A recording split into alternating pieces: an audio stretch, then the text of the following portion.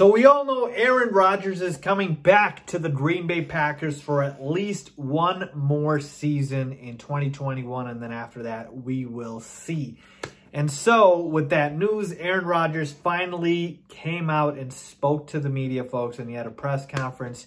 And I got to tell you, all right, this was one of the most candid, one of the most honest, open, and one of the most interesting press conferences I've ever seen in my life, all right? And that's why I want to talk about it, break it down for you guys, because, man, that was a lot. That was interesting. So much to talk about, so much to unpack here, and so much to get to. So Aaron Rodgers left nothing out there for interpretation. He literally just poured everything out. He was candid, honest, like I mentioned. Just what we want from our athletes, that was Aaron Rodgers. So let's talk about this press conference. All right, so I don't even know where to start. I don't even know where to start, but I guess the biggest takeaway that I had from this press conference from Aaron Rodgers was he wants to be more involved. He wants a say in what happens in Green Bay, all right? He wants a say in personnel decisions. He wants a say in whether or not guys are ending their careers in Green Bay like they want to or not. And he took names, folks. He took names by guys who didn't get to end their career in Green Bay like they wanted to. Charles Woodson, Jordy Nelson, Julius Peppers, Randall Cobb, who is, of course, coming back to Green Bay because of Aaron Rodgers. Clay Matthews, James Jones, the list goes on and on. He mentioned how all those guys didn't get to finish their career in Green Bay like they wanted to, and Aaron should have had a say in it. He even talked about the fact that you cut the second best receiver in training camp a few years ago. In Jake Kumaro is who he was referring to, and you don't tell Aaron Rodgers about it. So Aaron Rodgers says, look, I've been here too damn long for you to not even involve me in the conversation. And actually a reporter challenged Aaron and said, hey, why do you want to be involved in personnel decisions? Because a lot of these personnel decisions that the Packers made, yeah, they were right. So if they had listened to you, they would have been wrong. And Aaron said, you know what?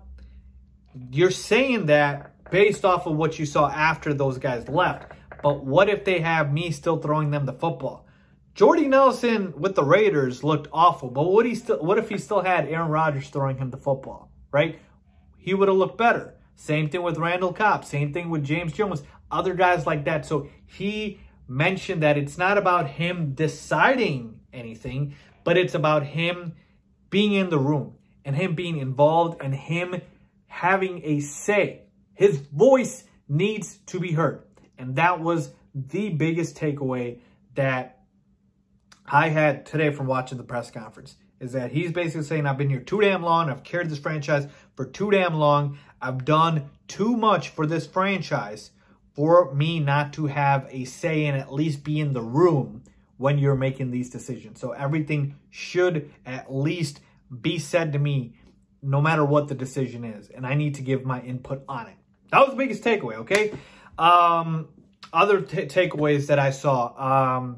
There was no commitment to Aaron Rodgers beyond 2021. And so he basically said, look, I'm not going to be a lame duck quarterback. If you're going to make me a lame duck quarterback, I don't want to be here. Move on to Jordan Love already. That's why the Packers acquiesced and tried to appeal to him by giving him the most money of any quarterback in the NFL. And he repeatedly told him it's not about the money. I don't want to be a lame duck quarterback. And then they tried to, of course, change the language in the contract and have him have a say in where he's going to play past this year. And so that's part of the reason he's coming back. And then they trade for Randall Cobb. So all of these things are based off of that, where Aaron Rodgers basically said that I felt like there was no commitment to me beyond 2021, and I don't want to be a lame duck quarterback. And that's essentially what was going to be the case. And it's really still going to be the case because after this year, Aaron Rodgers is not going to be a Packer. Now, the difference here is he will have a say in where he gets traded to or where he gets to go next, I'm guessing. Before, that was not going to be the case. They were probably going to trade him to the best suitor possible. All right. So, like I mentioned, input not being used in discussions, voice not being heard, no commitment. Aaron Rodgers thought about retiring. He straight up thought about retiring. I made a video about this the other day where Aaron Rodgers was considered retiring, and I believed it. I really do. But ultimately, I told you guys that I don't believe he would retire because he just loves to play football too damn much. And this is a guy who's talked about playing till he's in his 40s. So that's the reason I said that he's not going to retire. But he did say it. He said he considered retirement, and that was absolutely the case. And essentially, the reason he's back is because he loves the city, he loves the fans, he loves his coaches, he loves Green Bay. Notice I left one thing out there. The organization. He does not love the organization, and especially the front office. And there was a part in the press conference where he basically slipped up and, you know, was about to say he likes the organization, but he really said the fans, because Aaron Rodgers does not like this front office. That is very well known. And based off of what he said in this press conference, it's very clear he doesn't like them. One of the lines that he had where a reporter asked him a question, what's your relationship with your general manager, Brian Gutekunst? Aaron Rodgers basically said it's professional. That's basically you saying there is no relationship outside of work, meaning I don't like the guy, but he's my GM, so I got to put up with it. So, folks, this press conference really just hammered everything home for me in the sense of telling me Aaron Rodgers hates the front office. He hates management. He hates the organization, but he loves the fans, the city. He's grateful for them. That's why he's coming back. I told you that's the reason why he would come back for one last dance. They're, you know, appeasing him by bringing in Randall Cobb. And they basically told him, look, we'll let you pick where you want to go next year. Wherever that is, we'll trade you there or we'll let you just go there. So that's the reason he came back, because, again, in the NFL, it's not like the NBA where stars can force things. Aaron Rodgers didn't really have that opportunity, but I'm glad he didn't hold back and sugarcoat anything. The Packers organization screwed this up badly. The Jordan Love pick, if he does not turn out to be elite, let me repeat that. If he does not turn out to be elite, which means if he's average or bad, is one of the worst draft picks in NFL history, because you are pushing a guy out the door in Aaron Rodgers, who is a future Hall of Famer and arguably the greatest player that we've ever seen throw a football. Like the best thrower of the football ever. That is how good Aaron Rodgers is. And so he's still got years left to play. He literally told you guys about it by saying that he won an MVP, and he did.